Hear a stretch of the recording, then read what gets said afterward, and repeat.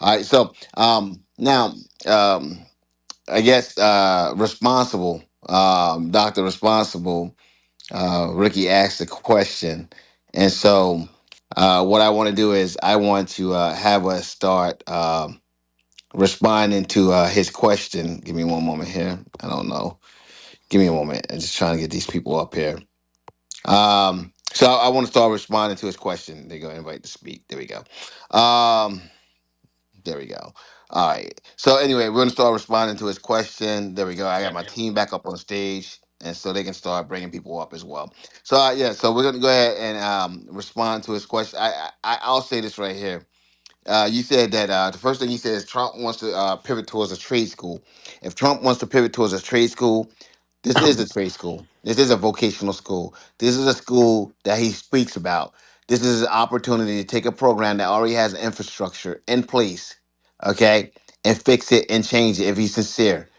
Now, I don't know if it's Trump has a problem with the demographics of the trade school. Okay. I don't know what it is because this is the very school that he speaks about, the very kind of school that he speaks about that he wants to be able to actually invest money in. And that's where the money should be going. When he speaks about Harvard, he speaks about how Harvard is actually taking money and that could be going to these schools. Well, guess what? The one thing he's not done is he hasn't actually going and this is an opportunity to try to save this program. Now, Dr. Responsible spoke about having the Trump administration like cut and run, but this is a part of your signature program package what you're proposing. This is an opportunity if you're truly sincere, this is an opportunity to actually go ahead and do something. um and if it failed, he has very minimal risk because it's not his program. Okay, he's just trying to fix it, and he's one of many that try to fix it. So I don't believe he's sincere. Sharpen, um just take me back for a minute about trade schools and Trump for a minute. Just and then I just want to hear yeah, that. okay, yeah. President Trump said, hey, instead of giving money to Harvard, Right, he should give that money to trade schools. right. Okay, and so he just shut down one of the biggest trade schools in the country Hmm. that's being ran by the federal government. Who do you think was just asked to go sit on that board and try to help? What board? Hello, hello. Yeah. Yeah, You see how smart Trump is? He got Cindy. Mm. Just let me say this and stuff. So just the history of there's it going to be a lot with of money that goes with to trade schools, guys. A with the lot of trade money. schools, But Cindy, this trade school is shut down. He shut this one down. yeah, it's shut down. Don't worry about it, guys. Because it's AirPods. a Don't worry failure. But about it, guys. Don't worry about it. with the trade schools, they started shutting down in the 80s and 90s under Bush and Reagan administrations. That's in the new Gingrich. He added to that. So what are we talking about here? You know, That's true. everyone, especially on the Democratic side, we're definitely for trade schools, vocational schools, the whole 9 yards, because it just made sense. But that's when they started shutting down. So if they want to put more money into trade schools, and like John said, why are you shutting down the biggest trade school run by the federal government that exists, which is Job Corps? Because it's It doesn't being make run any like. sense. Because I'll tell you why. It's being run like shit. That's why. Tell them, So Cindy. the answer is to shut it down, and kids who are homeless, they are living there now, they have nowhere to You're go. taking it People to. who were That's people who were not. part of a That, program. So you can correct a program to where you think it should be while it still exists. You have to just cut it all together and affect the students that are currently going through the process of that particular school. So screw them and all of that, that because I school is. because I Okay, want to that do things school is differently. dangerous. Because no, Cindy, it's Yes, not. it It's is. not. It's not. Yes, the school It is not. itself, the building itself is very dangerous. Well, it's across The the air country, and quality in that tell school that is to Okay, bad. the what students. building are you talking about, Cindy? Maybe we're talking at different programs. What building? There's 121 centers. What building are you talking about? What state are you talking about right now? Talking about We're all the talking about states. He as a shut it whole. down No, he's everywhere there. not. No, Yes, he As a has. Cindy, he's what? one How you? school is shut down. No, no, no, Cindy, no. what are you Cindy, saying? Yes, Oh well, yes. Lord, Cindy, you Oh no, you're no, give wrong, me, oh Cindy. Lord. He's You're going wrong. You're to wrong. absolutely. You're wrong, Okay, Cindy. all right. I've got all the literature today. I've got all the literature today. I will read it. I will make a decision on what I want to do. If I Cindy, want to you're be not, involved or there's not. no Job Corps board. So you're talking about being on the board of one regional. What are you No, talking about? no, Tara. I'll let you There's know no privately. board. I'm saying it's a federal There's program. go, There's, Tara. yeah, That's as much as I'm saying right now because it's a tape okay. podcast. Okay. Period. He's rebuilding the board. So currently, there is no federal board. That would be crazy. It's run by a Tara, you department, only etc. know what you're told No, right no, no, now. no, no, no, no. I know because I went to the website and I checked. Okay, that's what I'm I looking don't at. care what your website says. The government website is saying this. I can't. Now there are regional boards and there are specific, in different areas there might be different people involved, but there's no overseeing federal board right now. Okay, So you went to the website, you see that that's it's at the moment, paused. right? The moment, at the moment. So I mean, Fine. if y'all are saying this, why are there students with clothes in bags and moving out? I'm confused. So are they setting it down or are they not setting it down? They shut them down. It's not shut down, Listen, it's before they paused. revamp any program, you're going to pause a program to That's correct, evaluate so Jay. you can restructure and build it back up That is correct, before Jay. you make a decision to shut down. That's damn common sense. I don't get it. No, that's So actually not so common you're sense when you so have you're people actively yeah, in the program. And so yeah, you're going to who are affect living those there people and who who are don't have a living place there to go. as opposed to But go to the website.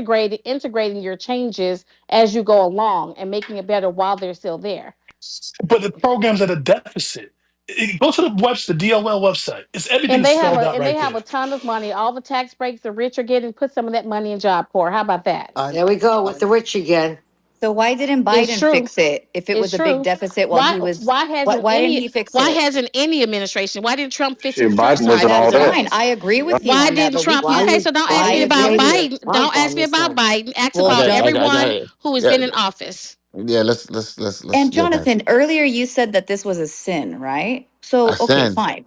That's what you said. You said that this is a sin with the Job Corps thing. So I didn't whose tell. What do sin you is mean it? ascend? What do you mean ascend? You used the word sin. It's on replays. I It's mean, on if I used the replays. word are you sin, then I Catholic? was dozing off. Ascend. Okay, I so don't. let's use the word I usually don't mistake. speak. I don't speak like that religiously. You, Okay. you, You you did? used That's why I was you used the word sin. I was yeah, listening. I was Okay. going to say Okay. something but Uh, you were I was transitioning, so I listening. waited. But look, let's use okay. mistake instead, right? So let's say it's a mistake to close Job Corps. Whose mistake is it? Because if the Trump administration was forced to do it due to the Biden administration having to pause on two right before the new year, that means that you have to do something about this program. You can't just let it ride. And I think for everyone who's pinning this on Trump and the Trump administration, I want to hear you guys. What is your How much solution? Do was it in you debt? How much a was the hundred and deficit? forty Tara, million dollars? It was a How many locations A exist, hundred Tara? and I got two. it. but hold I on. said it earlier. I got How many it. locations exist, Tara? 121 something 121, state. Yes. And 121. Biden closed two. So you're saying Yeah. Trump did this based on the two of that number that Biden had to shut down. Is that what you're No, saying, what I'm Diana? They saying, could No, have I just said said you literally just I said it. said You said no. it. That's not what I'm saying. Okay, well say what you're saying again because you What said I'm one thing. saying is the Biden administration was forced to pause those because of how bad it is, On right? two. So On two. it doesn't matter. It could be It on does. one. No, it It does doesn't. The matter. reason It it does doesn't Yeah, matter. it matter is does. because the program has failed to the degree where If you now have you, over a oh hundred my God, plus and that's Rachel, come just on. two, it does matter. It, Sorry. So it so does just to give matter. Here. just to Hey, give guys, you a one at a heads time. up. One at a time, guys. One at a time. So what's going I on wasn't now? I So wasn't Hey, finished. Diana, go ahead, Okay. Diana. Go go ahead, ahead, go Diana. ahead. Really quick.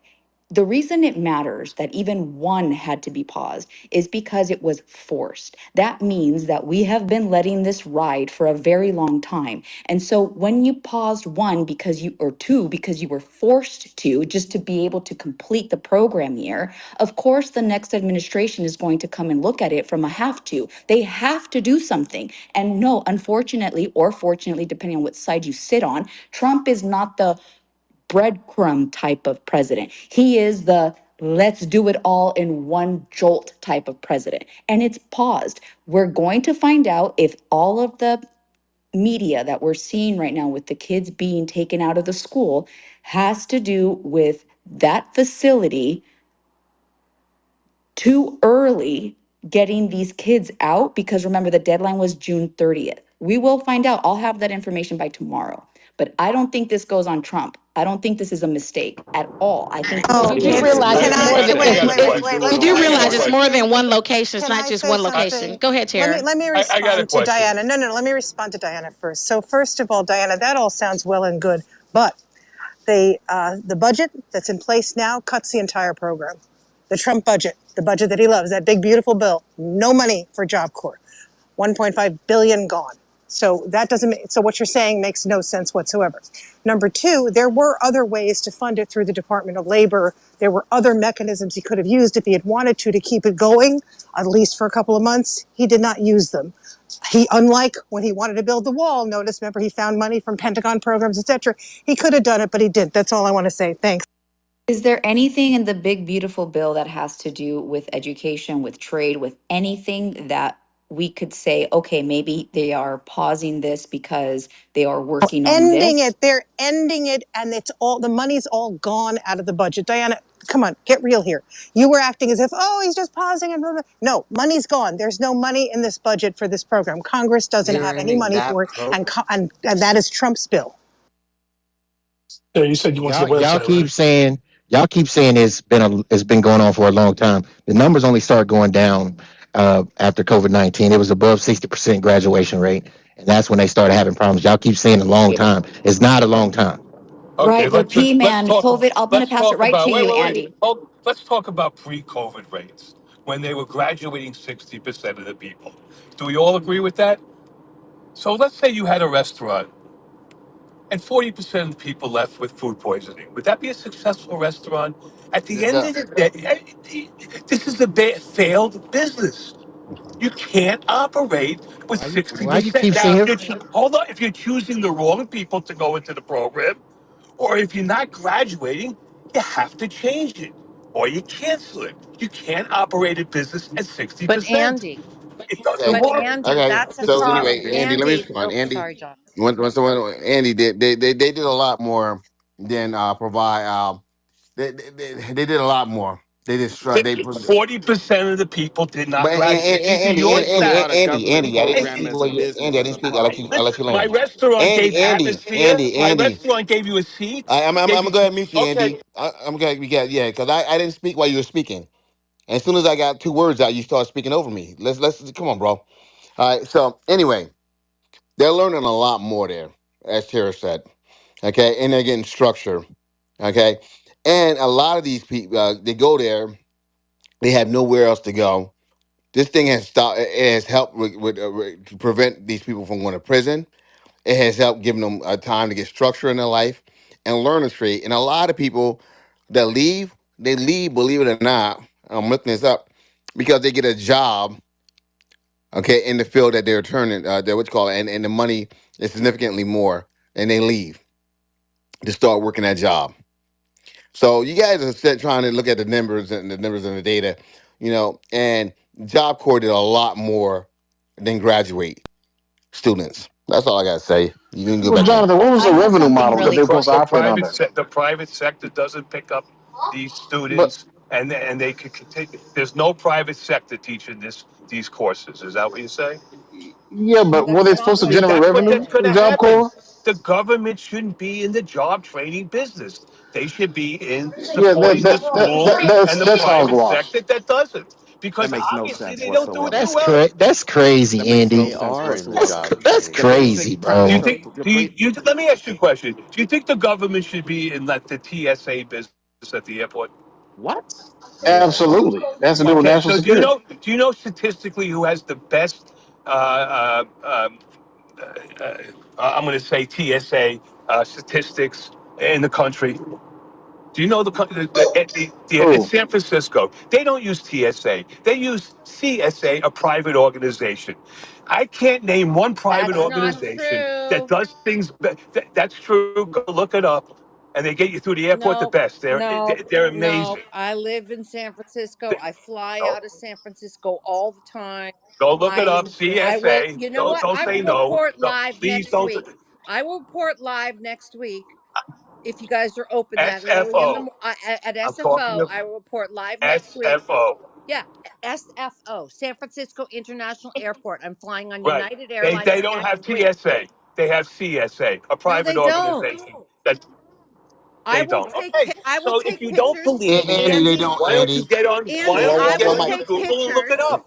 I will one What take mic, I'm Andy, saying is pictures. one mic, private. Andy, one mic. They don't. They have TSA and an agent working at SFO They don't. earns 1 second earns $62,356 a year. And Jonathan, I am happy to take pictures at TSA, at Clear, Yeah, at PreCheck, and send no, them to Tara, you because you have next to have week, not. and The you reason can I know, prove it. Tara, the reason I know that's not true is, Shauna, that was well, Shauna, I mean, not Tira. the reason I know that's not true is because they have to have standards. They have to have standards, nationalized standards all across the No, I board. know, but I'm saying, Okay, I are you have going something to for take Tira really quick. That's pictures correct. or video, whichever I feel like doing at 6 o'clock in the fucking morning next Wednesday?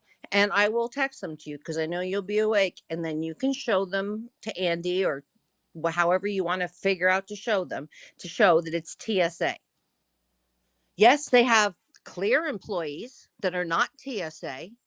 And yes, they do have people outside directing you to the four different lines because there's TSA pre-check, Clear, and one other one for the crew members. And they have people that are not TSA doing that. But once you get to the little podium where you have to show your ID, that is a TSA agent in a TSA uniform. And I will happily prove that.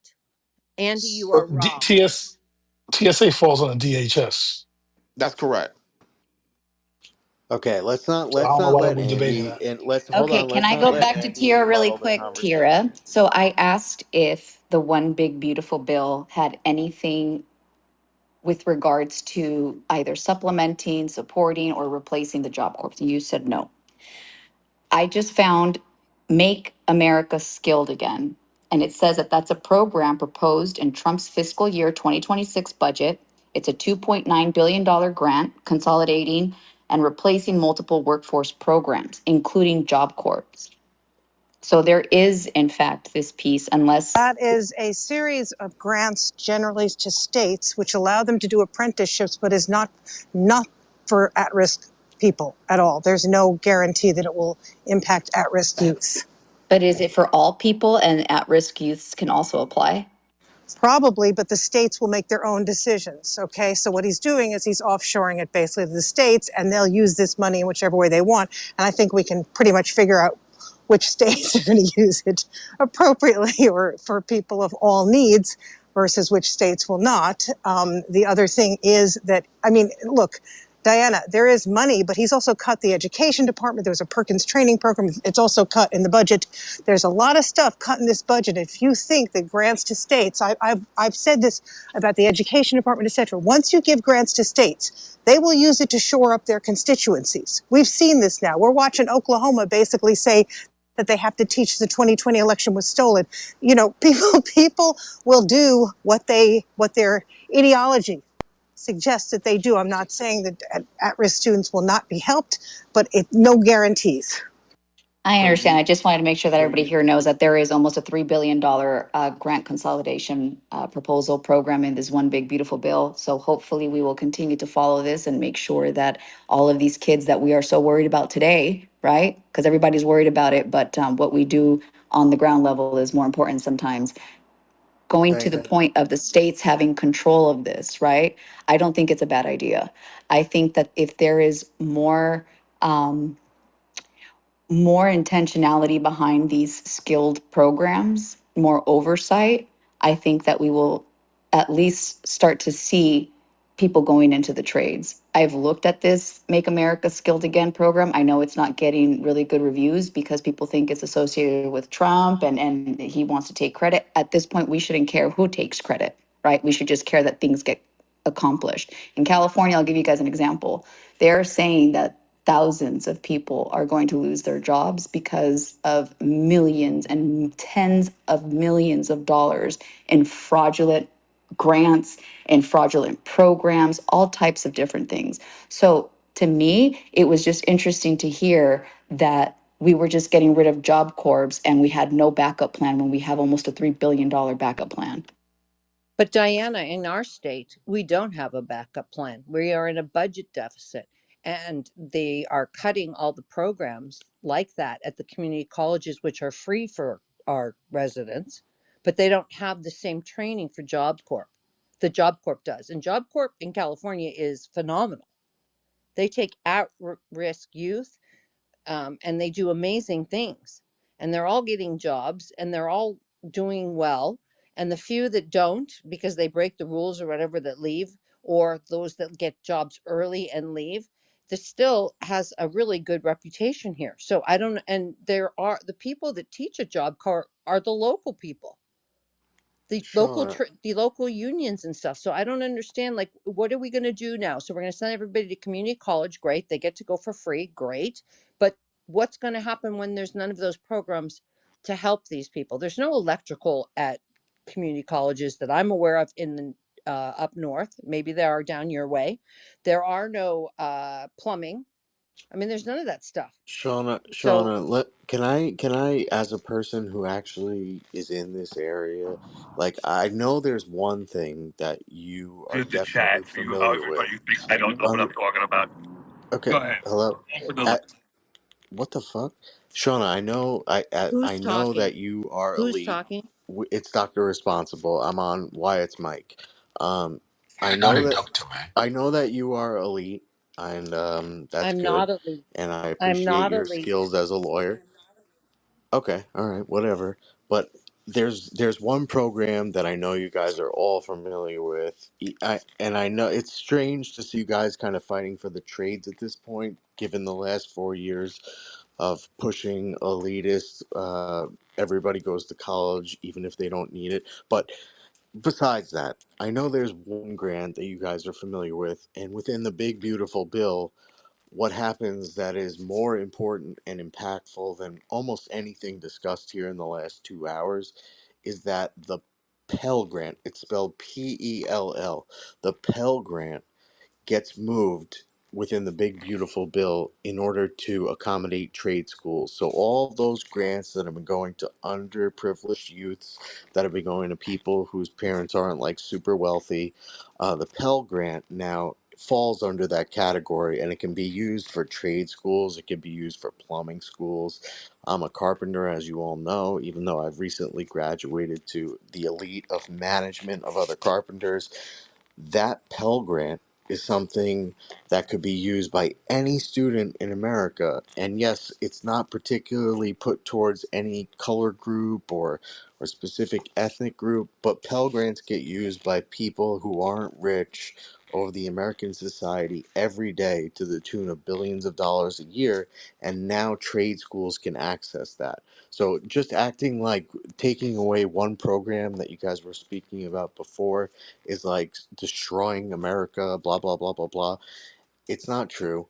We're just trying to put Americans within the same category. Not everybody has to go to college. Some people want to go to trade schools, and we are in desperate need of tradespeople in the United States. Even Jonathan will admit that because he's a builder and he builds commercial properties, I think. I'm The not a builder. you build commercial properties, right? And mortgages. I'm not a builder. Not a builder. He Okay. is He's not a seeing into Regardless, builder. your if he's in future. the industry, he hold on. Let's not ruin it all. That if he doesn't build, that's fine. But he's in the industry, and he can tell that the United States has tons of young people who are not going into that trade, is being replaced by illegal immigrants or half legal immigrants, not American citizens, and we should put our own kids to work in the building trades because there's a need for it, and they can get paid for it. And that's what the big beautiful bill does via Pell Grants. It allows trade school people to choose trade schools instead of stupid liberal arts degrees. That's wonderful. If there You were know, trade that is schools, really lovely of you to trash I liberal know. arts Well, I degrees. have Why two don't you degrees, just say but it's good to have both? Dr. Responsible, by the way, you are neither a doctor nor do I think you're that responsible, but but I so have be it. two bachelor's Listen, degrees. the Pell Grant, yes, it allows it to go to trade schools, but on the other hand, it also reduces the number of credits that allow you to access Pell Grant. So there's a little problem there if you happen to be working or if you happen to be have family responsibilities, etc. So you don't get as much, and it's not a huge amount of money. Let's get real here, okay? He also has reduced, and I want to point this out, not because I think this is really important. He has basically reduced the total number of borrowing you can have for graduate schools to 150,000. I recognize that sounds like a lot of money, but if you know anything about medical schools, you know that medical schools cost significantly more than that, and most people borrow more than that. 200, 220,000. So what that's going to do is reduce the number. It's all going to be wealthy people. Only wealthy people go to medical school because there's really no way to make up that sort of money. You can't just sort of get 70,000 extra dollars if you're not from an affluent family. So I think that's something we should think about. We all talk about it would be good to have more doctors and more doctors of different ethnicities because people react favorably often to people, and also doctors know more sometimes about their own ethnicity. They understand that some of the tests, etc., come out differently. But we are not going to have any of those people. Why? Because Donald Trump doesn't think it's a good idea. Couldn't the medical skills schools give grants and promotions to people that they thought were good, or they had programs themselves, or you have to borrow it all? Some medical schools, the top schools have offered free tuition, not room and board, but tuition, which does reduce it significantly. NYU has done that. I think Stanford did that, but that's only maybe 2 to 3 schools. Medical schools generally don't have the sort of endowments you're talking about that will allow them to do that. Well, we should let medical schools, do what they need to do. We should do that. We should let more medical students go to school and have access, not to free money, but But those people to pay back. You availability. understand that doctors generally are paying their money back because they make a lot of money after they get through medical school. These are not generally the deadbeats, or we have public service programs that allow them to work in undersourced areas. But what Yes. Trump is doing is basically saying, unless your family has a lot of money, you can't go to medical school. So he's capped their borrowing at $150,000 in the big beautiful 150, bill, yep, and we already have a doctor shortage in this country already. What's the correct. mechanism, This is Chair? going How to is this he is going to capping it? exacerbate that particular issue. Sorry. How Only in does what he's Clubhouse. doing cap their borrowing? Like, how does he tell a medical student how much they can borrow? What mechanism? Because he put it in the big beautiful bill that the cap on student loans is $150,000 for graduate programs. Like federal student loans, like FAFSA. Well, I Well, y'all break this down to him because now all he's supposed to act like I he's was going to dumb. say all my so I'm thinking about all my loans for law school were federal. There were no state loans. I didn't get any California state loans to go to law school. They were all through the federal Or your government. GPA wasn't high enough. I got plenty of loans to go to school. I said to law school. I didn't. I got scholarship for undergrad. I didn't get scholarship to law school. There, because what happens when you go to law school or medical school is you're considered independent. So there's no real merit aid. I'm sorry, there's no real, sort of aid for people financially because almost none of these people are under their parents anymore. So they just don't consider the income anymore. So what happens is if you cap it at 150, that's probably not even going to cover most law schools, truthfully, is it? At this point, what are they, 70,000 a year, 3 years, so 210, you're probably not going to cover most law schools, but certainly you're not going to cover medical schools. It certainly wouldn't have covered what I had to pay back. I could, Yes, you can and that borrow was from and private that was predatory lenders. We've all seen that those are real scams. no, no, no. I didn't do predatory, but I'm saying, I'm not talking, I'm saying though, but that for was 30 people who are going years to ago. ask, there Oh, are ways to borrow more, but then you're really going to huge interest rates from predatory lenders who will increase those rates if they get a chance. And I don't think that's a great idea. no, I agree. I went to a private law school, and 30 years ago, when I got my first bill, because you don't, you accrue it with no interest, and the day you graduate, you get a bill in the next month, how much you owe back each month based on the 30-year program. I managed to pay it off quicker than that, but it was definitely more than $150,000 to go to a private law school. I did not go to a public law school. Don't you guys think that, like, I understand that Trump's reaction or his administration's reaction is kind of an overreaction, to the last 10 years where we've kind of like minimized trade school workers, we minimized the importance of trade schools, but now he's like, maybe he's overreacting. I don't know the education system and the graduate level like you guys do, but maybe he's overreacting. Don't you think that maybe you guys should work within that big beautiful bill for the next 3 years at least, and try and maybe help him understand what you're talking about, because it's pretty nuanced. Yeah, a little bit. Quick question. Last I heard, they didn't have the votes in the Senate. Did they pass it, or do they have the votes now? Not yet. So isn't this a bit of a premature argument then? That's what we do, Shauna. No, Ricky, that's not what we always do. Sometimes we have discussions that are a little bit more centered on current stuff and not potential stuff. At least This is when it's the pretty podcast. And okay. and I mean, and this is good. This could happen, easily happen, where he passes this and you guys don't have shit to say about it. I'm just saying, like, maybe help him because he's kind of not in that realm. That's my point. And no one Help thinks who? that capping these, hey, Carlos, you guys don't think that capping some of this will reduce the cost of going to medical school? The United States is literally the most expensive place to go to medical school. Hmm. I didn't yeah, know that. I didn't know we were the most expensive. yeah, we're the most expensive. That's why a lot of people go to some of the ones on the islands. But no, Diana, I mean, if you cap it, that means they're not gonna be able to complete medical school.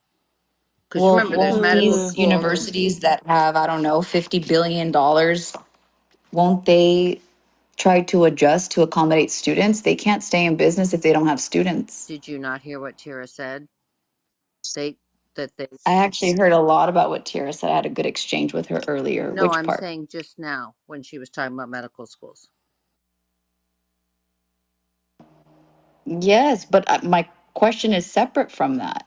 I really think that something has to happen if we charge so much money in the first place for people to be doctors here. You guys don't think that it's strange that we are the most expensive country Well, to have? in many countries, not all, the government subsidizes medical school and universities for that matter, right? We do that at the state level for state universities. I don't know that maybe we do that for medical schools. I actually don't know, but certainly at the federal level, we are not subsidizing them. So if you go to Europe, you'll find a lot of places where literally the state is giving money, government is giving money to the medical school so that it can only charge a much less amount. We don't do that here. But states might. I don't know the answer either, but I'm hoping that somebody over there in Trump land is looking at this But let with. me ask you something. Why would you do the limitation to begin with when we know that doctors actually pay back their loans and the government probably doesn't lose a lot of money on these types of medical or law, maybe law school they do, but medical school loans I doubt they lose a lot of money on. So why would we cap it? Just give me some reason. I mean, I would have to verify whether what you're saying about doctors is accurate, because what I'm seeing is that a lot of people don't pay back their student loans, and it's a big problem. I'll look it up really quick, but the only other thing that comes to mind is because he feels that this is a way of getting the costs down. I don't know why I keep thinking that, but I do, because Correct. some, I mean, Because you're if right. anybody else Because other than the cost responsible of can back me up, tuition that would has be great. quad. What's up, responsible? But no, Tara, Yeah. What's I'm up? Good. hoping that it brings it down. Well, I mean, listen, you may say that Trump is completely out of his mind and that the conservatives are out of their mind, but the fact is, my dad, I just turned 40. My father went to school and paid his way through school. Tuition to, and he has a graduate degree.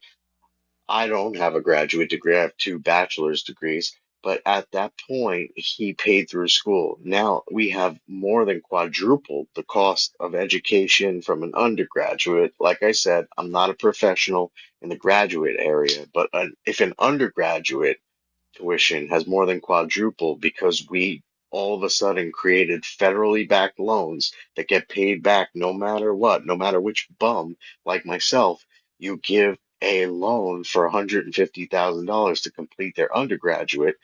If that's true, then it stands to reason that you can't just let tuition go up and up and up and up and up and up to the point where no one can pay it back and it crashes the entire system. So if he wants to cap it at 150,000, it doesn't seem insane to me. I would have to hear from you more, you Wait. graduate I level want to ask you something. people. Wasn't your father? Didn't he get the GI Bill, which gave him money for education, etc.?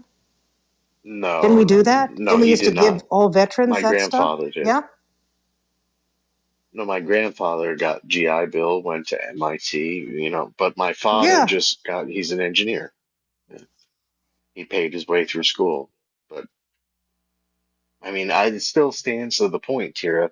If the cost of tuition on on an undergraduate level has more than quadrupled, then what is the cost of education on a graduate level since 30 years ago, the previous generation? Is that right? Why is that? My contention is that the only reason that that education has more than quadrupled is because federal government stepped in and said, "Hey, we're going to secure these loans, even if you give them to bums who smoke pot all day and do keg stands.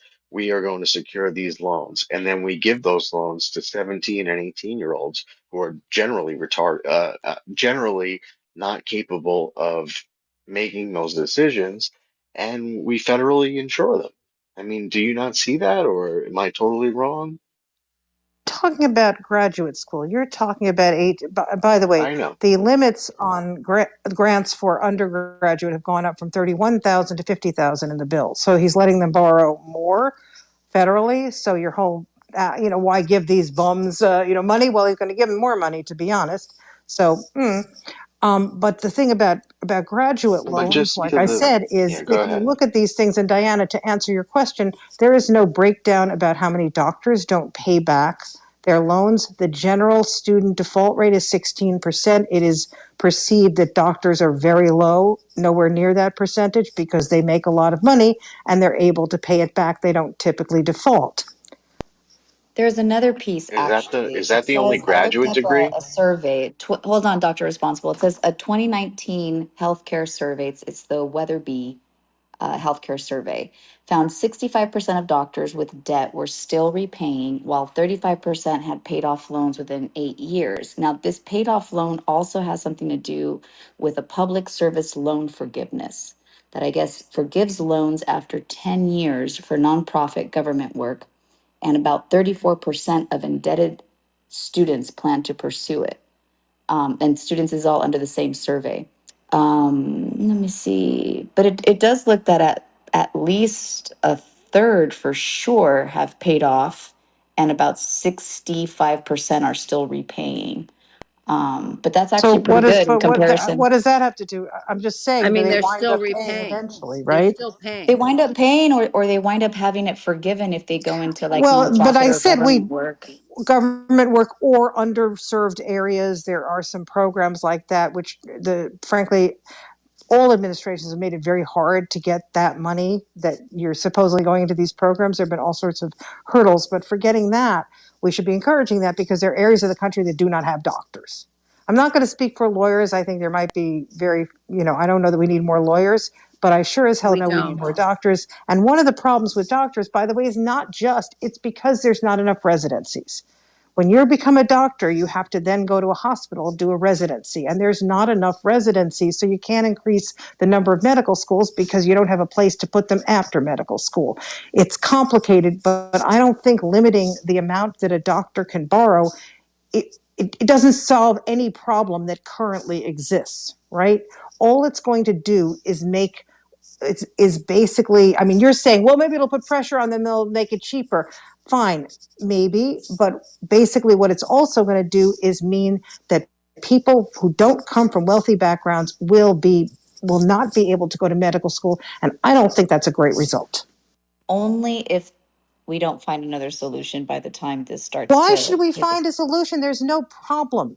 Why What do is you this? mean there's no problem? There's no problem in Even medical with schools. all of the uncapped money available, we still have a shortage with doctors, Tara. Diana, Obviously, it's more than money. yes, but Diana, why would you? This is not a problem that needs to be fixed in terms of doctors. You could let them borrow 300,000 and it wouldn't be a problem that needs to be fixed.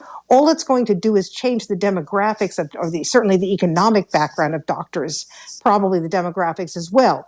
Why would you put this in a bill when there's not a problem as to doctors and you want to encourage as many doctors from different backgrounds as possible? Why? Tell me why. I thought that you're saying that there is a problem with doctors. I agree with you. I think we need, and not just with doctors, we need good lawyers too, right? To I me, think we have enough if good there lawyers. is a, I'll pass it right back to you. If there is a problem already prior to these types of monetary caps, to me, that means the problem exists elsewhere. And so I don't necessarily agree with cutting the opportunity for people who have less financial resources. I think that that's an issue that hopefully we can cure on a state level, locally, if we care enough. But the problem existed before, in my opinion, right? And there's something about these student loans that continues to be a problem. And it feels like the Job Corps conversation where it's just kind of like let it ride. If we don't have a problem, let's just let it ride. Well, no, they're saying we have a problem. What I'm saying is what you really need to do is instead of stupid fixes, you need to sit there and think about it, right? So, for example, borrowing for medical school is not the issue. There shouldn't be a cap on it because it's not the issue doctors repay. If you need to have more doctors or doctors, then you need to figure out how you do that. Can you change residency programs? But I can tell you right now that Trump is defunding hospitals of all their research grants. This is not going to help. This is not going to help getting more hospitals to have more residents. You do understand that, right? All the things he's doing are going to make us stupider and less educated and have fewer people, fewer doctors, certainly. So what you would do is you say, okay, I'm going to give money for each state to set up a one, hospital where just residents. I mean, there are things you could do to fix this problem, but this particular thing doesn't fix any problem, and you have to separate the problems, right? This is a non-fix. This is stupid. If you think there aren't enough residencies, then you have to go and figure out, okay, how do we get more? Well, you usually do them at hospitals. Is there another way to do it? I don't have an answer to it. It's not something I've looked into, but I'm saying you need good minds to think about that's not reflexive, stupid stuff, which is what Trump is doing. As to the Job Corps thing, the same thing, okay? You need smart people thinking. You don't need to say that MASSA program, which is, I don't like the acronym, but that MASSA program, by the way, is for everybody. It's not just for youth, okay? So 3 billion going to states and only 10% is for youth apprenticeships. So it's not going to go to youth. We already know that, right? Because the states are not going to prioritize probably at-risk youth. So you have to think about things, not just reflexively cut and put stuff in and say the states will take care of it. This is bull. This is bad policy because it's people who don't want to think about it. All they want to do is cut and say, look, I cut, I cut, I cut. Well, cutting in some cases is a really good idea, but in other cases is really stupid. You need to think about things, and I don't see any evidence of that. Thanks. Well, look, you're not wrong often, but I hope you're wrong on this one because a lot of us cannot afford to get any dumber. And with that, Clubhouse, did you guys want to talk over there? I agree on it wholeheartedly with Tara. So I think that there should be a test dev environment before you move things into production. You never just cut the whole population mean. You always take a look at X bar, which would be your sample size. Validate and remediate the sample. Then based Des, off the you're a little low. sample, You might want you to raise your apply it to the volume. population. Can, can you hear me? Can you You're hear me now? low. Can you? Yes, we can hear you. Yeah, so based off the sample, you apply it to the population, right? So X bar, you would that would be your sample size. So while closing a certain amount of job corps in certain states or certain districts, you would have to validate and understand, hey, look, these are the numbers for these ones that are hurting or not doing what they're supposed to be doing by the federal standard. And then from that point, you would make those cuts in those areas, or you would establish a contingency plan to move those individuals over to a new program That would work. Also for social unrest, which they're not accounting for. And another, I believe another gentleman said, talked about winners and losers and running it like a business. The biggest problem with this is the fact that if you're running the government like a business,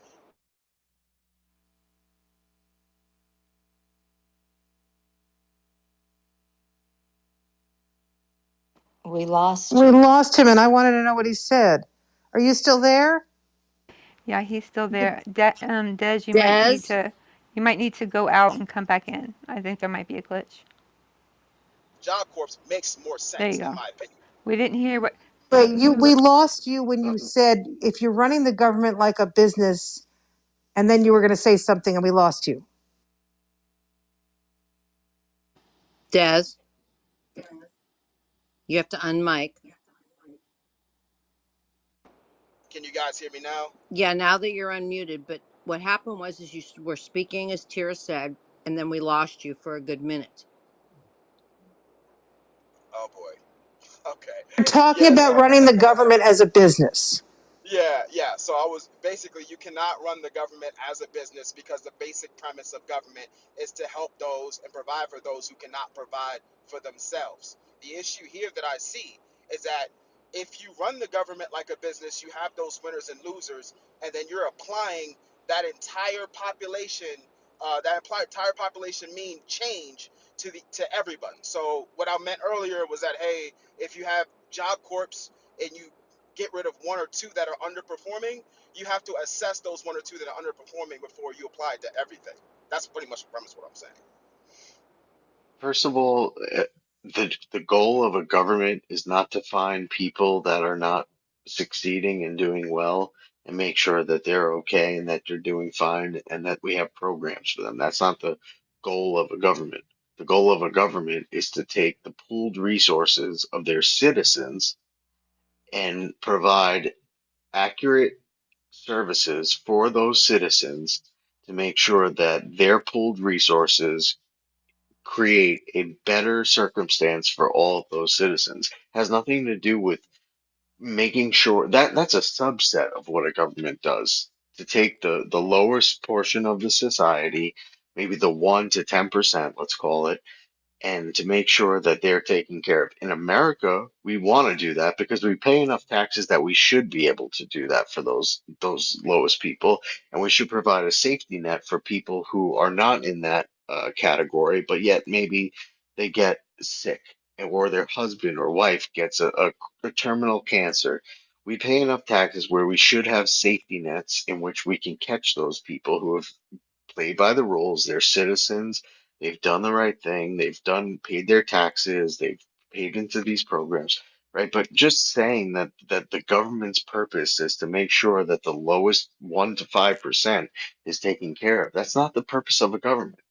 That's a byproduct of the innovation and greatness of America, what you're That would be describing. great if that's what he said, but that's not what he said.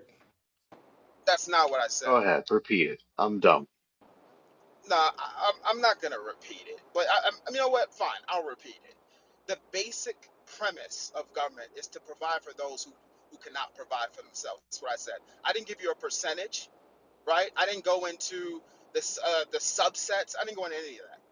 So I mean, it's pretty simple, right? If we need taxes to fund roads, if we use taxes to fund a GI Bill, if we use taxes to fund student loans, right, we're providing for those. For those individuals who have disabilities, we provide for them through our tax funds. So that's what I mean by that. It goes, I'm just making an umbrella blanket statement, and then we can go into the subsets. And Des, nothing. You never said anything about any socioeconomic class. Correct. Because the government actually provides the military for those who can't not provide it for themselves. I don't see anybody sitting up here with a collection of helicopters, choppers, and Black Hawks. That's what the government provides. It covers everything you said. You said a government's job is to take the resources and provide for those who cannot provide for themselves. I don't know anybody on Clubhouse that actually paves highways and has a company that does that. So a government provides that. A government provides a police protector and a police force, or it provides military, it provides security, it provides all of that. and that covers every economic class. So that's what you said. That's what I heard, Daz, because I was listening.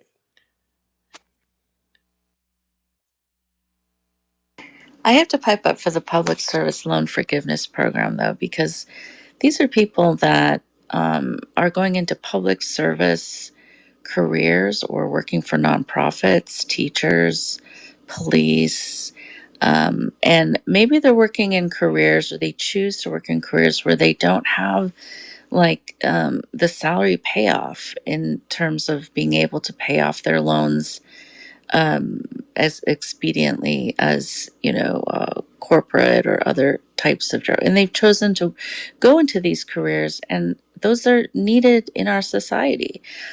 If you're just going to say that we're not going to support teachers, we're not going to support nurse or people who work in nonprofits, and I mean, I just that just you're going to be just telling kids they all have to go into corporate America, and what kind of society are we going to live in then? And also for people who are taking out loans, when you say loan forgiveness, they're taking out loans that maybe they're paying on for years, and they're paying on interest for years. So they're paying, if you say loan forgiveness, some of that is loan forgiveness of the interest. It's not that the entire principal that they maybe borrowed is just getting forgiven. So I land. Yeah, I don't think anyone here, just to clarify, and DTN said that we weren't supporting teachers or doctors or police officers. That definitely wasn't said here. But thank you. And that's not what happens. My But wife that's is a the ones teacher. under the public service loan forgiveness, and I do believe that was called out.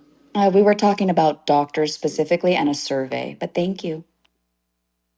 No, actually, Diana, we also talked about the loan forgiveness for public service. But Yes, it is that loan remain forgiveness for public service. When we Thank brought it you. up, it had to do with doctors. And I'm just saying that no one said that we don't want to support teachers or doctors or anyone that wants to work in nonprofit. That wasn't said here at all. well, the nonprofit part, I think we've all seen the Trump administration is not having the whole nonprofit. And I'm not saying that's correct. I'm just saying that the whole grift that's been going on for the last 35 years between Republicans, let's not put this in a political sphere, between Republicans and Democrats has been targeted by the Doge and the Trump administration. And that's an argument we can have, right? Nonprofits that have a 35% overhead. I don't know if anybody understands the way it works. To me, that's not a nonprofit that we should just like say, oh, let's put them up on a pedestal. They have the same overhead and profit that uh, many corporations and private companies have. But if you have a nonprofit that has an 11% overhead and profit, oh, I'm sorry, they don't have profit. If they have an 11 to 14% overhead, well, then, maybe that nonprofit should be shielded because they're doing the right thing. But it's when we get emotional and we start just saying, oh, this is a nonprofit, so we should just protect it at all costs because it said so on CNN, MSNBC, and also the lefter side of Doge or the lefter side of Twitter. That's insane. That's insane. We've let a lot go for the last 35 years. And please, to my friends on the left, to Jonathan, to all you people, the Republicans have been responsible for fucking 45% of this. So please don't think that this is just a Democrat Republican thing. It is a statist uniparty, pathetic, grift thing, not a Republican and Democrat thing. And Trump is just a fucking wackadoo who's just ready to blow all that up. So I happen to love the guy, but that is what it is. It's not Republican and Democrat. It's people who are trying to take the American public for a fucking ride, financially, mentally, all those things. And it's the Okay, people Ricky, who are off your willing to soapbox. destroy. It's been enough. This is a soapbox because there's like no reason for us to fight about Ricky, some no of these one's been things. emotional. It's been just purely on the merits. Yeah, In I what did want way? Go ahead, brother. Now, what you're speaking about the nonprofit, I mean, first of all, taking my personal opinion out of it, it's been a PTE for the long, a pass through entity for as long as there's been. I mean, you go back to, I don't know, for God's sake, you can go back to Vanderbilt. That is how that is how the wealthy has always moved their money and protected their money. That has always been the case. That has always been the You're case. not I agree wrong. with you that it's on both sides, but the idea, this is where I differ with you. The idea that the idea that it's the Democrats are Republican, it's really not. It's just actually the way that the wealthy, the top 1% of the 1%, and those that are trying to get there have always protected their money. I think personally, and this is aside from what I just said, personally, I believe that there's a little bit of animus that some of his pass-through uh, entities got blown up. Some of his past, a lot of them got blown up. And I think, hey, if mine's getting blown up, I'm gonna blow up the rest of you all's.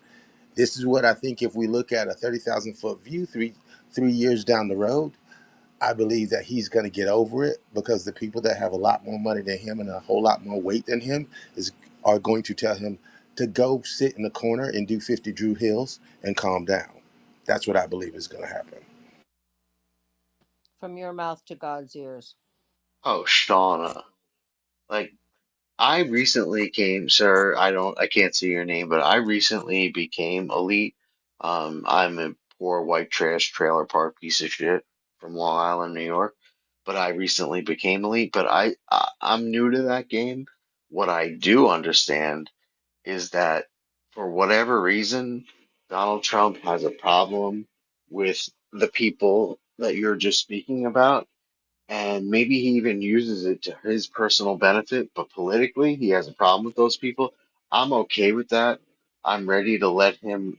I'll be honest. I'm going to be honest right now. I am literally, and I have been for a decade, ready to let him rip the entire government apart, the executive branch, rip it apart, destroy it, and recreate it in the image that he's described. I'm completely okay with that. Now, that probably is emotional, because I've been lied to by Republicans for so long. In my case, you guys have been lied to by Democrats, but in my case, I've been lied to by Republicans. I am so happy to see him ripping apart executive agencies. I don't know that you guys can understand why I'm so happy, but I just want to be honest at this point at 12:30 a.m. on a Monday night, and that I'm ecstatic when he rips apart executive agencies, when he rips apart programs that have not been successful, when he rips apart executive agencies that won't let his people in the building. Like, I'm so happy by that. And I might be wrong because I am being emotional. I'm happy because he's destroying some of the agencies that have kind of gotten in our way in the last 20 years, 30 years. Um, and so I really wish we could just put it out as facts instead of me. I just admitted I'm being emotional, but then you guys get emotional, and then we really don't get to the facts of the matter. So I need people like Tira to say, "Hey, doctor, you're being emotional, and explain it to me." Because as No, I'm long not as scared he's you're destroying executive emotional. What agencies, I I'm care happy. about is that the Trump administration has contracted with Palantir to set up a centralized database on all of us, which includes tax numbers, social security, immigration, bank accounts, all that sort of thing. I would think you'd be a little concerned about that one, Ricky. I am concerned about that, especially because I'm the idiot Republican who was out there going, make sure George Bush gets reelected. We got to make sure the Patriot Act gets passed." Like, I admit that that was ridiculous of me, and it's embarrassing. So, Palantir, you probably have a point. They've been in the wings of the establishment in the defense space for at least the last decade. I'm not disagreeing with you. And if you could tell us more about Palantir, I'd be happy.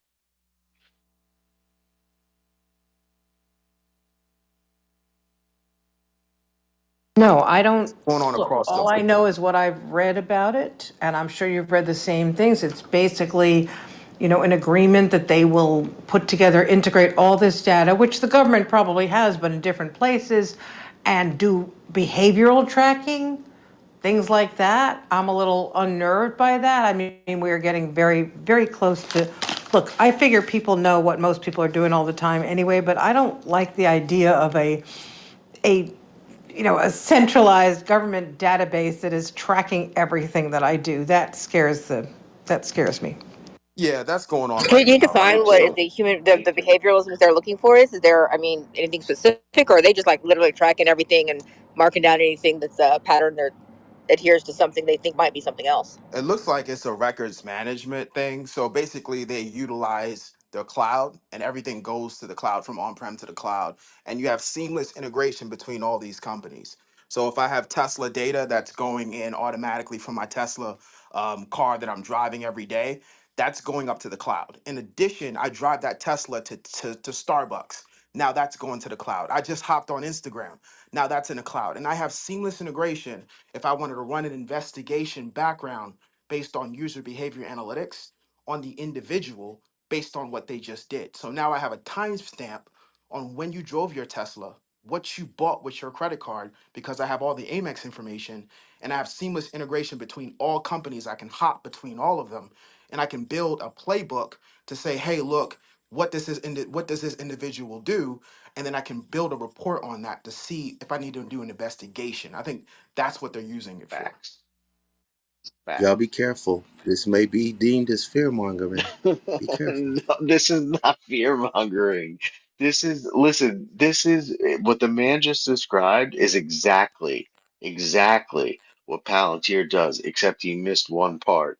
This isn't about Starbucks and this isn't about your Tesla.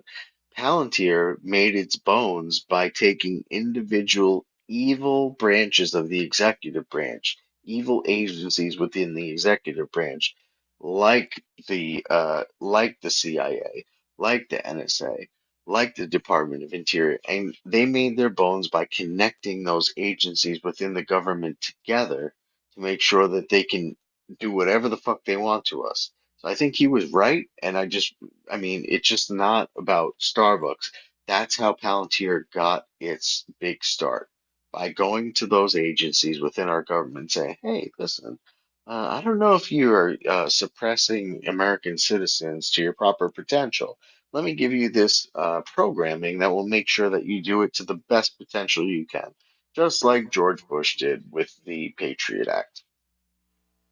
So basically, I use that as an example, right? So I'm just using imagery to illustrate a No, point. I got you. You're You right. give it to the people in the most viable way that makes sense. Because some people in the room might drive a Tesla and drink Starbucks, so it makes sense to them, right? So I'm illustrating a complicated point and breaking it down. So good engineers do. But also on top of that, Absolutely. you mentioned they're evil. So within every agency, there's different subsects. There's also different clearance levels. So there's different information that's not shared with people that's certain at the bottom. So you have intersectionality within each agency and also integration. So all these different agencies work with each other to solve different investigations. You can't say they're evil if they're preventing terrorism.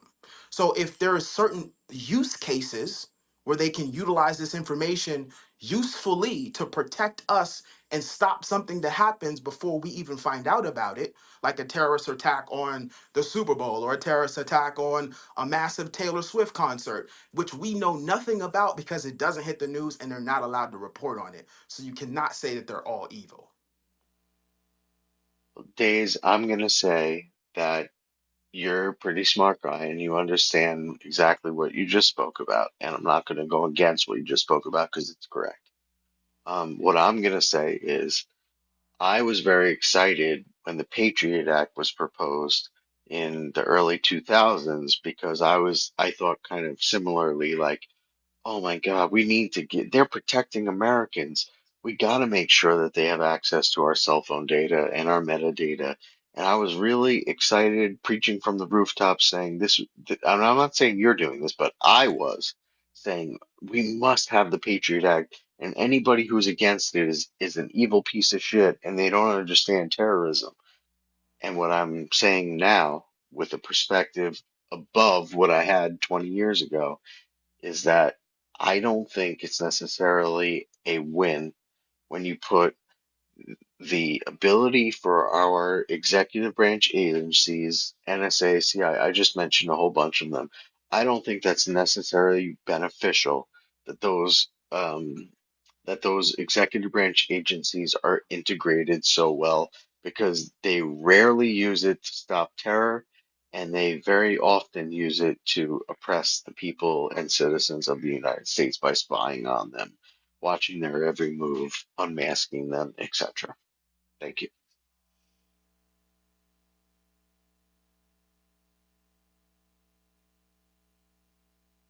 I will agree with you um, that they don't use it to stop domestic terrorism very well. I'll agree to that point. I'll take it, brother.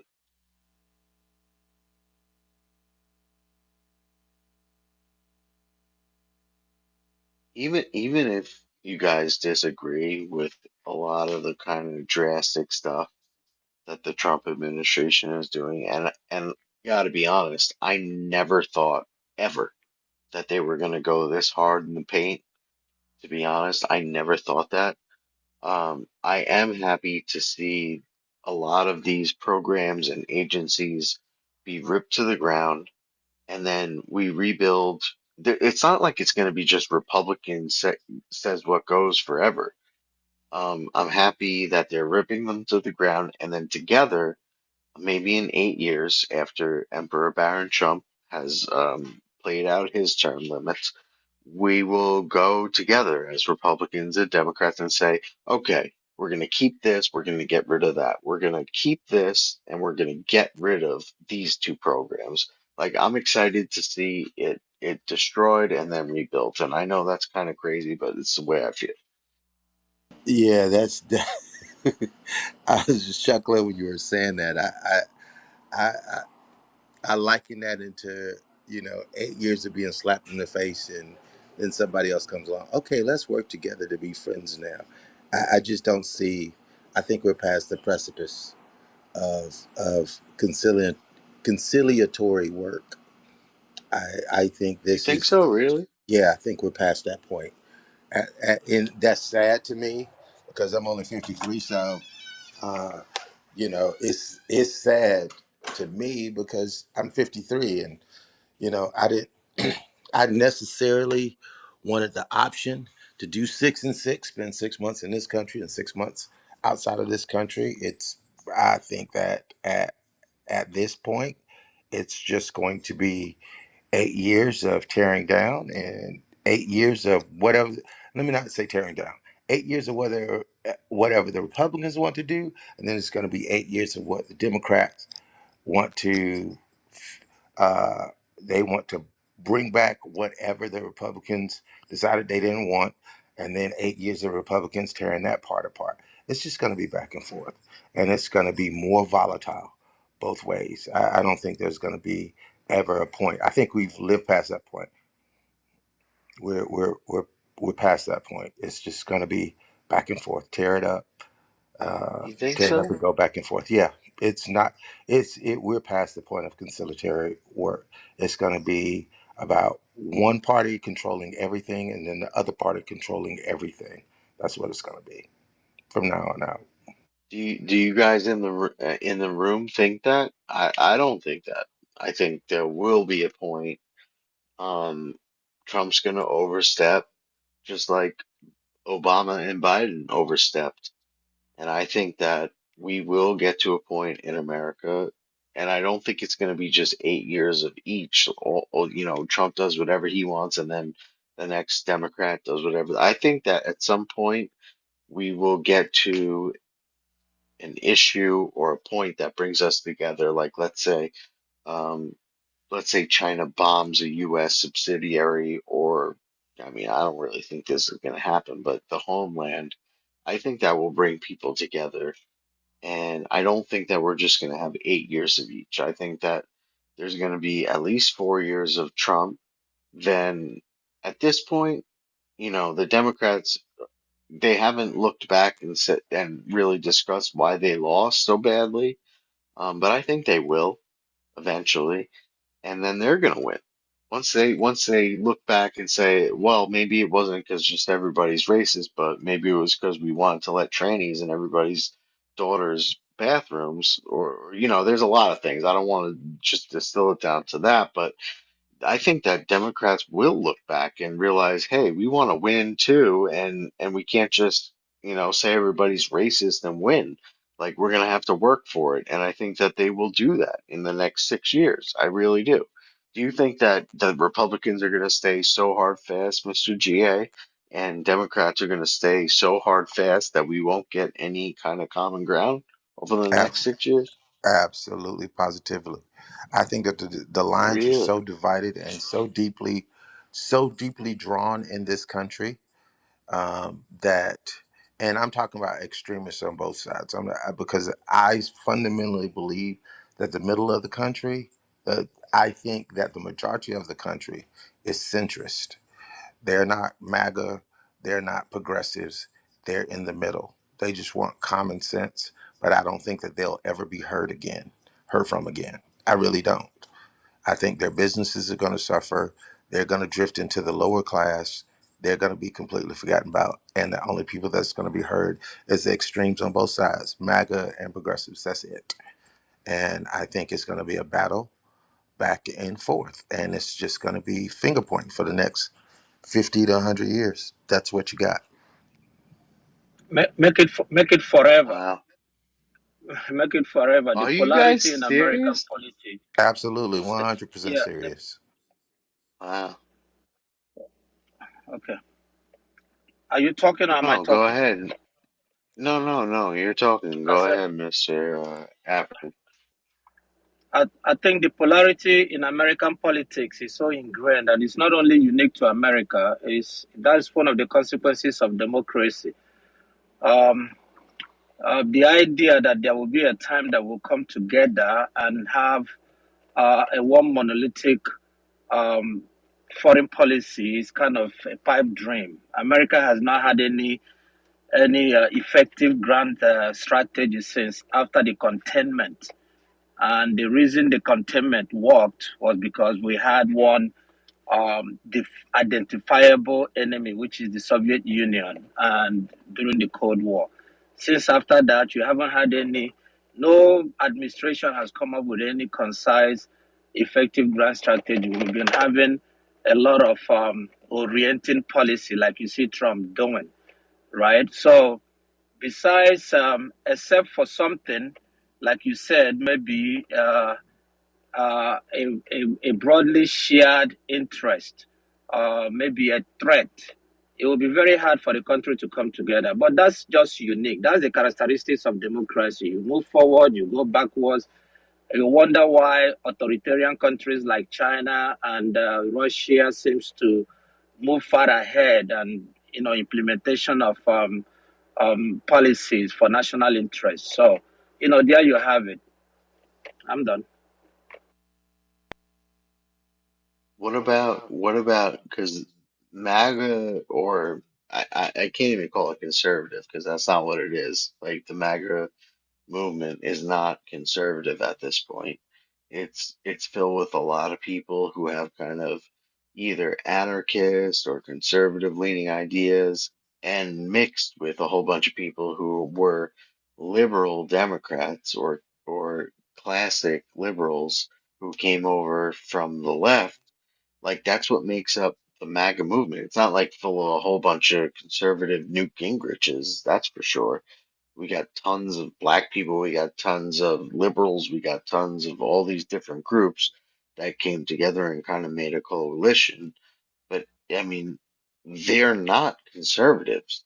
So don't you think that we could find things that we actually agree on? And I'm not saying it's going to be a kumbaya, but I mean, don't you think we could find things that we could come together and the liberals and the Republicans could come together on, or no?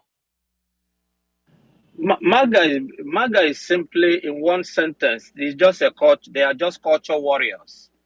Okay, there is not an ideology. It is not. Um, it is just an ideology that they found a crusader in Trump. That's just basically what it is.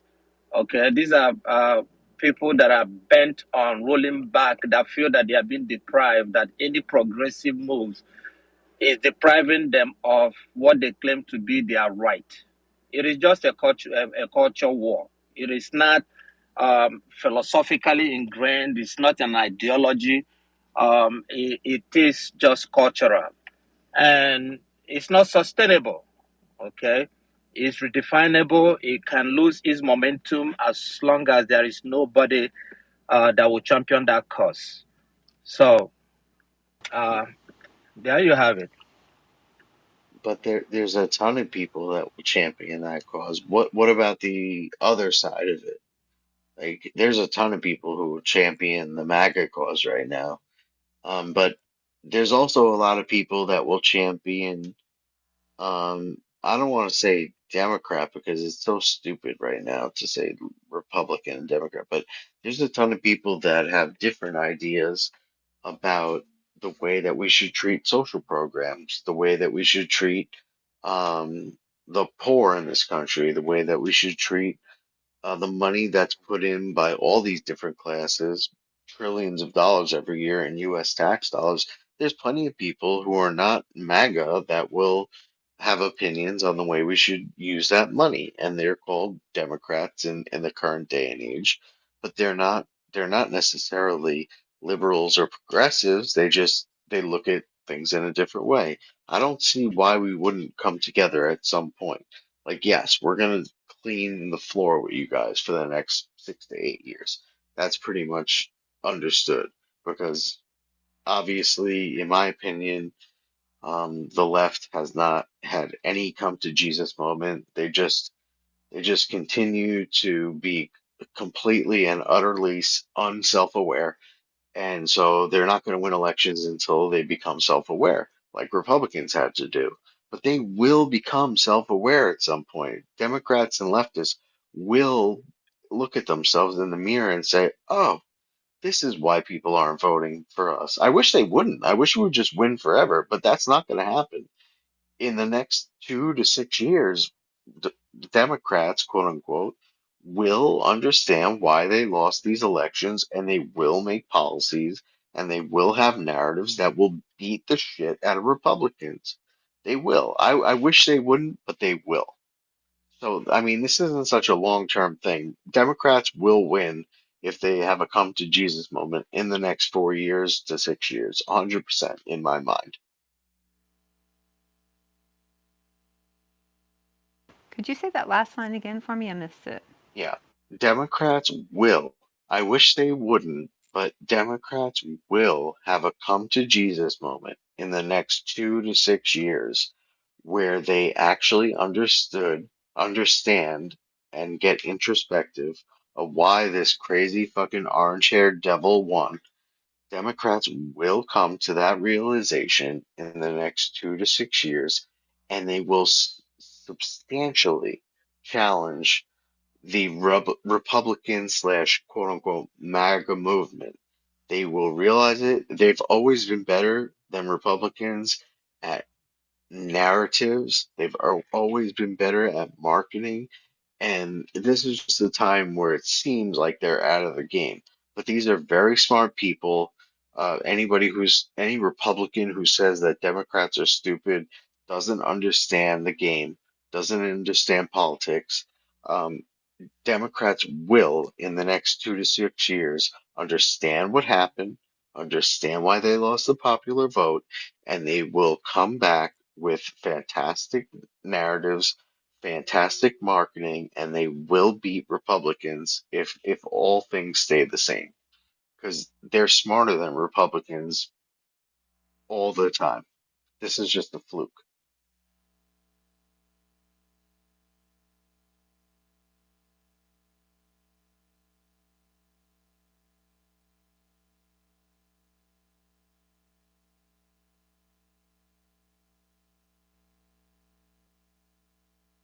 You understand what I said? Thoroughly. Thank you. Yeah, that will happen. Republicans are lucky right now because kind of the left went too far. They kind of went out of their lane. And so now they're all just, kind of like swirling in a little swirl over there. But they will come to their senses and they will beat the shit out of Republicans like they've done for the last 35 years. That will happen. It's just a matter of time. Um, because that's what history says. Republicans aren't good at the narrative. They're not good at creating laws. They're not good at using Republicans are not good at using the parameters of the United States Constitution and government to their favor. They just happen to kind of do good this last couple of years, but they're not good at it in general. Democrats are much better at this. Well, don't you think that Democrats right now, the Democratic Party, we roll over too easily? I mean, yeah, I'm not saying that. No, no. You said they're good at rolling over? No, I'm saying that they're not fighting back. They're not. They have rolled over. I'm, you know, independent. At this point, the one thing that I do agree with, but it's a matter of how it's done, is that nearly every governmental system, every system period, needs to be dismantled. And I mean, that's obviously, that's an unfathomable task that we have to take on. I'm not going to go into my beliefs and what I have seen personally from this last election because I don't Why think that not? she did. Yeah, I don't think that she did lose. But at the same time, I just feel the Democratic Party is not doing what they should be doing and hasn't been doing that for a very long time.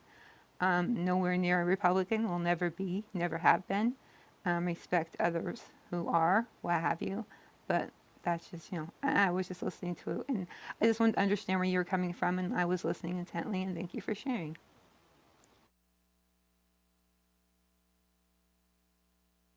You, Queen. I feel like you are a Democrat. You want to be a Oh, well, Democrat, I mean, I am. I mean, I'm a registered Democrat. And I want to see the party, step up. But that's not been the experience that we've had as of late. And I'm the first one to say it. I'm not happy about it, but I mean, facts are facts. I think you are one of the first people to say it, but I don't understand. I don't know what stepping up means for your party. And so I would like to hear what you like, what would be what you want. If you could have anything you want, what do you want them to do? And it's a long list. But even if we just go back to the recent election and the way that, let me see, but I've already been told by Jonathan, you know, unless I have hard facts, meaning I have like data that I can present to you. But I know people that worked the campaign I've said it before. So I'm just going to mic up. I mean, I've said I won't say any more about it because I don't want to derail the room or start you know, something that I can't. What I did have they some, what did they say? Like what did those people say? I just, I just completely 100% believe that this was a bought and rigged election.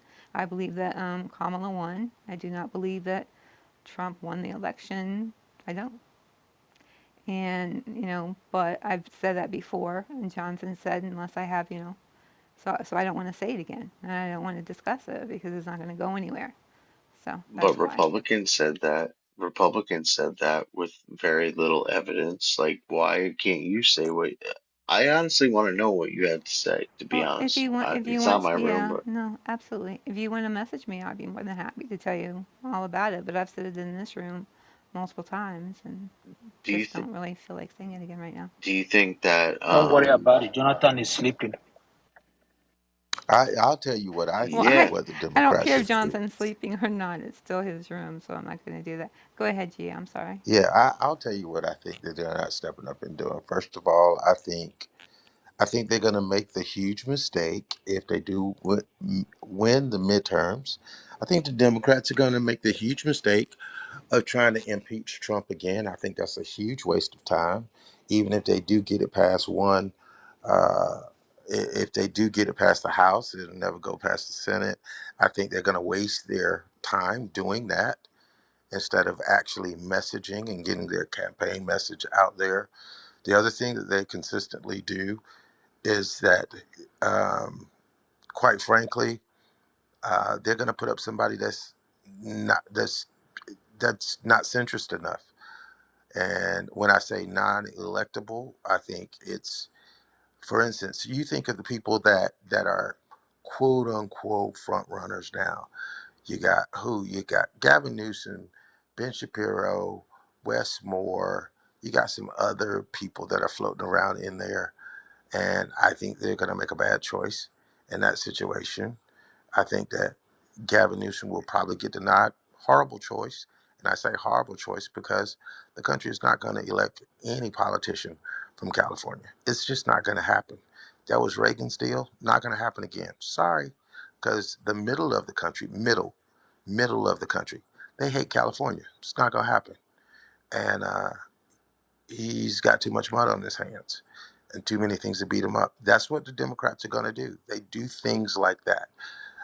They should be actually actively campaigning right now for for the the midterms. presidential election in 2028. They need to be campaigning right now. They need to be testing messaging to see what message actually works. They're not doing that. They're not testing messaging. They're not doing any of that. That's what they should do. They should fall back and get their act together and actually get a coherent and messaging. Everybody sings from the same sheet of music. They won't do that.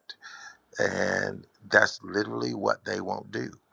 And that's where they're going to drop the ball. They consistently do that. They wait until 8 months before the election, get some kind of conflustered kind of messaging. They get they get in front of the microphone and they explain things way too deeply into, this is the way our policy works. This is how it's going to do. This is going to do this. Americans read at a third grade level. You say orange, red, black, sky, blue, car, dog. That's what Facts. Americans understand. They consistently screw that up on a consistently. And as much as I don't like anything about Donald Trump, he did something. He did this. He said, "Look, illegals bad. We're gonna deport them all. They're trash. They're criminals." He made up a bunch of stuff, whether it was true, whether it's not. He spoke in third grade terms. People can understand that, and they had somebody to point the finger at and be mad at. So that's what people enjoy. That actually moves people to vote. It does. People don't. People are not going to get off their couch to go vote because love, peace, and we're going to include everybody, and everybody is Americans, and we love them all. No, people get up to vote when they feel like there's an invasion, and the reason why their life sucks is because of the person next door. They'll get up and vote for that. And the Democrats hadn't figured that out. And once they figured that out, they learned to speak in third grade terms and learn to actually motivate people by pointing the finger at somebody else. That is the reason why Democrats' life sucks. When they figure that out, they might win. But until they do that, they're going to lose. I agree with what you said, but I also believe that right now we need to be focused on the midterms. And it's why I'm really, I mean, I come in this room and I listen, and it's, you know, I, I, I listen to everyone's opinions. I truly do. But we need to be focused on local government and the midterms. And I do believe that, of course, Democratic Party, everything you said, GA is right on point. But before we get to that point, we need to focus on the midterms. We have an opportunity, but people, I believe, aren't. They're so just let down by everything that's happened that they have lost hope in the fact that we could, you know, we have hope. We do have hope when the midterms come around. But we have to work it. We have to have people on the ground. We have to have people working locally in their communities. getting with their local government and not looking at, because I mean it's the way that it's always been. I've talked politics and was very deep in politics for a very long time, and then I put it to the side. But someone was very dear to me. And we agreed in the fact that we would always look at things, and we're focusing on the president, and we're not focusing on local government. We're not focusing on even our local officials, and that's where we really have to start. But that's not what's happening in most cases. And to those people who are, then I commend you and I encourage you to get other people to do that as well. Um, but unfortunately, it's just that's not what happens. I think the Democrats are in a very good shape, presidentially, perfect shape, because of what I will call the Trump effect. I don't think that they have to do much at this point than to wait and see where the chief falls. You will see a repeat of what happened during the Obama administration. I mean, there is no way if everything was the way it's supposed to be, without George Bush failures, the country wouldn't have seen the first black president. It was because Bush made so much blunder that anybody could have run and won. And you will see a repeat of that following Trump's administration. Things are going to be so bad that people will just wake up that any Democrat that comes up will be will be looking like an angel on a white horse. That's my kind of estimation. I rest. But see, here's the problem, and I don't disagree Absolutely. with you in that sense. But here's the problem, and I've said this before. If the Democrats really wanted to run, all they would have to do is show videotape of Trump. They don't even have to put their candidate face on any of their marketing. They could run the stuff from 2015 to from the 2015 for that campaign year. They could actually run that stuff. They could run about they just run videotape of Trump saying executive orders are the worst way to do government, and then put up him signing executive orders. I'm going to end the Ukraine war on day one. Run those videotapes and then run exactly what happened. They could literally do that. They're not going to do that. But They're going to GA, I don't actually mean to run interrupt you, but they're going to run personality campaigns and try to get America to like this candidate because that's their mantra. And they're just not going to do that. And that's what's going to sink them. But don't you think that even if they did do that, do you really truly believe that would work? I'm sorry, I would like to believe that it would, but I don't, because Trump supporters are so blind. I mean, and no, I'm sorry. I mean, look at what happened in this election. I mean, people that voted, a large Hispanic population that voted for, and now everyone's on TikTok and Instagram and everything crying. Do you really believe? I'm asking you. I'm not doubting you. I'm asking you. I don't personally. I would love to have the faith that you have, but do you believe that even if they see it, because they saw it before? But No, people, no, but it's like you said before. I mean, I saw one guy was he was Latino and he was talking about tariffs. He said, Trump was going to do this and that and the other. He didn't even understand what a tariff was, and he was voting for for Trump. And they totally busted him when they broke it down to him what a tariff was. Like, I mean, if people don't have the basic understanding, and most people don't even know you know, the governmental system, or it just. I mean, do you really think that's going to work? Do you think people are going to pay attention? Dr. Jen, this is what I'm saying. In third grade, here's the thing. This is why I say Democrats fail, is they try to explain things. All they need to do is show the videotape of Trump saying what he said. I Then hear show the you. videotape of him saying something the opposite. Show the videotape of what he said, then show the videotape of him in the microphone. Nobody else needs to talk. Just let Trump talk and let him say what he said, and then he a year later say something completely opposite of what he's doing. They don't need to talk at all. That's where they make the mistake of trying to explain it. Like the tariff situation, here's the problem. The Democrats spent all of their time screaming about why the tariffs are bad. This economist said this. This economist said. When you actually try to explain it, you're opening the door for argument. All they needed to play was Ronald Reagan when he ran for his first term about him extensively talking about how bad tariffs were. They needed to run Tip O'Neill talking about how bad tariffs were. They needed to run that interview that Bush did on NBC about how bad tariffs were.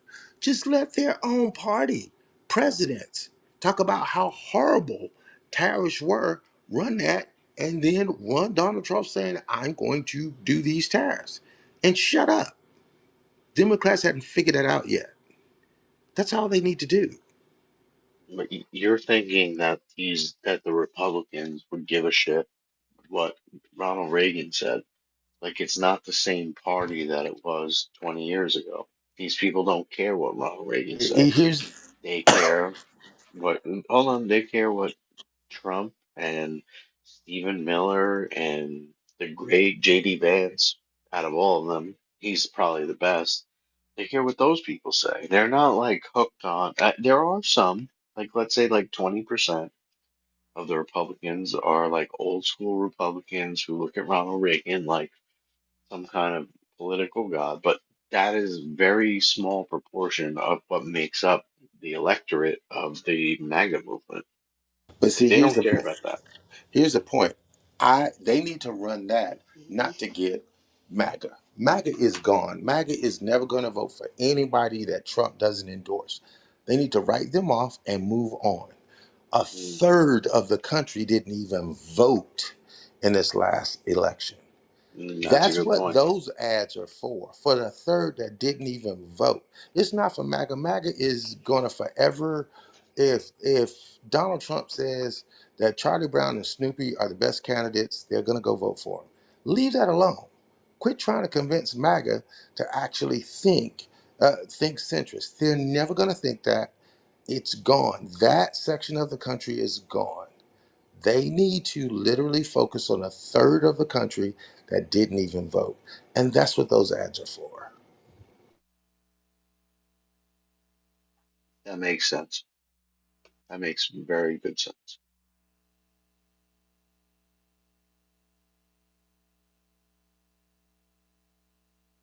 But in order for that to work, the left would have to do the same thing.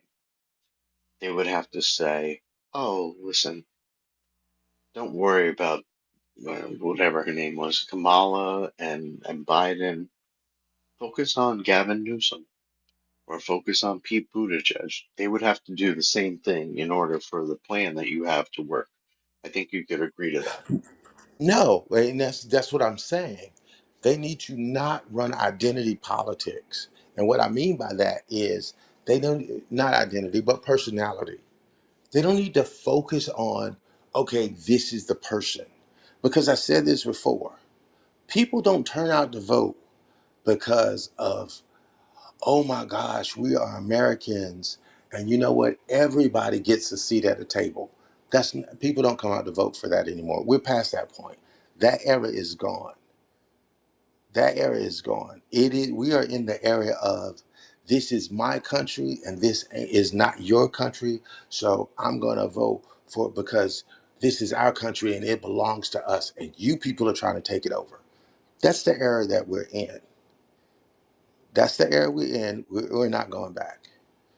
And the point that I'm making is whoever they put up, they need to spend their time actually, like I said before, doesn't need to be a discussion, doesn't need to be a conversation.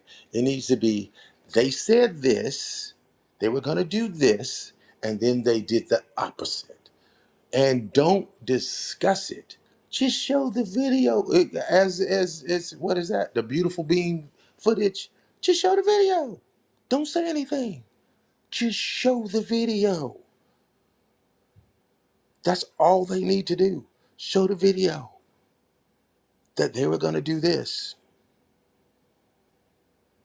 that gas was going to come down this amount, and gas went up this amount, that this was going to be done at this point. This was going to be done in the first 100 days. Da da da da. Just show the video. No commentary needed. Because what happened is, it was just an example. Jesus.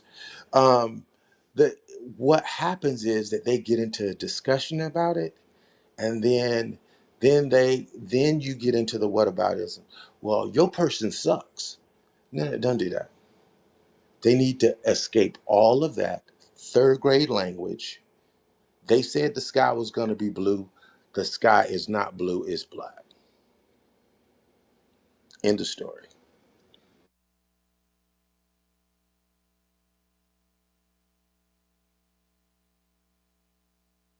Well, I think I would really like for what you're saying to be true. Um, but like putting the video out there, like there's not a whole lot of Donald Trump videos where he says he's going to, let's say, um, fight Oh, China, fight China to get equal playing field as far as trade oh, there's deals, tons. and There's then tons, dude. There's so much video. no, no, there's video of that. But there's not video of him saying, "Ha ha ha, just a joke. I actually want to give China great trade deals and hurt Americans." Like, there's not a lot of videos. The guy's an asshole, but there's not a lot of videos over 40 years of him, except on maybe abortion, changing his policies that drastically, like you said.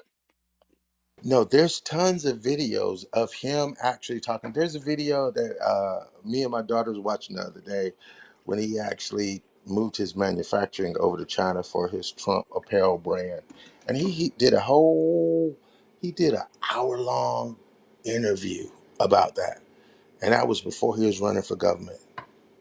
And there's a whole video of that, literally, of him talking about how great the Chinese government is and how that great they are for American businesses and how great they are for. There's videos for everything, bro. Let me tell you something. Here's the beautiful thing about I Trump. never seen that. I know, and you have Can to you go post look it for though? those. My Just my a my point. respect as like Well, a shout out. here here's my point. Here's my point. When you have someone that has never met a microphone that he doesn't like, never been in a room where he doesn't want all the cameras focused on him, and has talked every time anybody has talked to him, there is tons of video. There's video everywhere, everywhere, about every topic. You're right. You're right. You're right. There are. I just never seen that one. But you're right. In your point, you're right. If you could send that to me, I or put it in the chat, I would appreciate it. But I know how free labor, it's not your job to do that, etc., etc.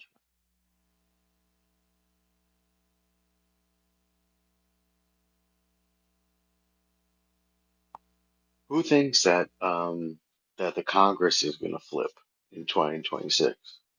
Anybody think the Congress is going to flip to Democrat? I truly believe that we have the potential to if we get to work immediately. I do. Um, I'm obviously can't be a fortune teller and say it's going to happen, but I believe that we absolutely have the ability. The opportunity is there. It's what we do with it.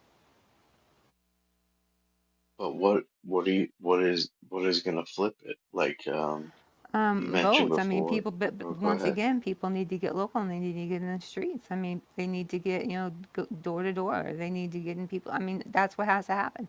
And everything's grassroots that really makes a difference. I mean, it just is.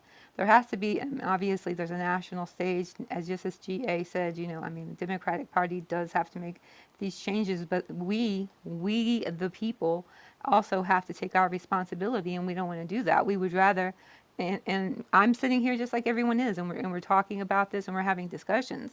But how much of the time are we spending on actually creating the change that we want to see? I mean, I only we can answer that for each of us. I know every day there's a website, it's very easy to find. I can't find it and put it in the chat. Every single day, I send messages to my representative. Does I mean, is it making a difference? I won't know. But every single day, and I mean it. I mean, well, not Saturday and Sunday, but every single weekday, I'm doing something. I am a variety of things, and I can I can make a document up of what some of those things are and put it out next week. I can do that. I'm willing to do that.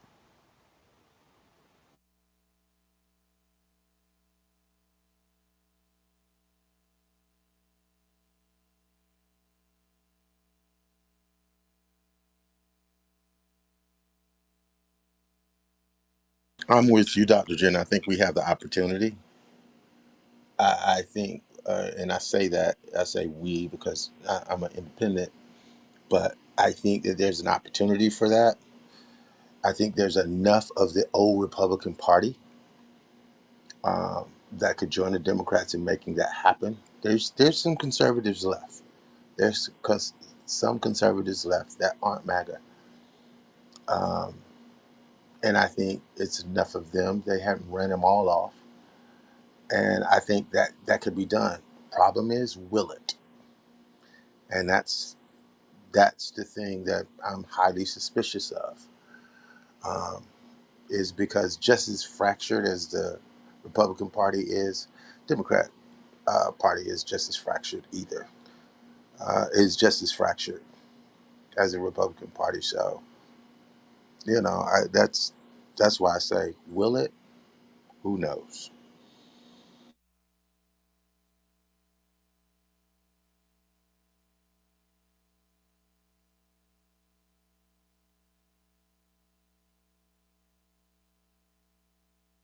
But I'll be watching with bated breath.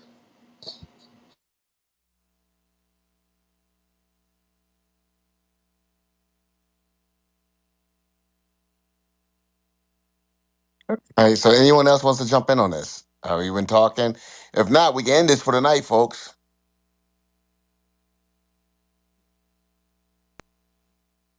Anyone else? Great episode, JB. All right, so Chad, so CH, well, we're probably gonna end this for the night with CH. Tyson, are you there? Yes. Yes, I am.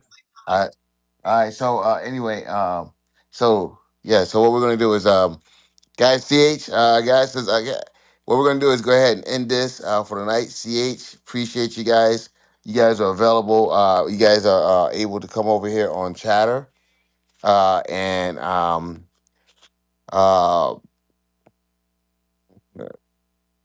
so Some of us aren't, but thank you for letting us speak. yeah.